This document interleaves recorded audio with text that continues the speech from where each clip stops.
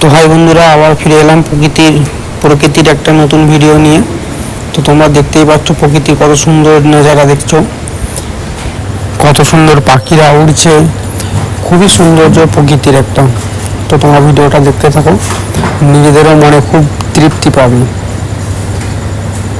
যদি ভিডিওটা ভালো লাগে বন্ধুদের সাথে শেয়ার করে দিবে।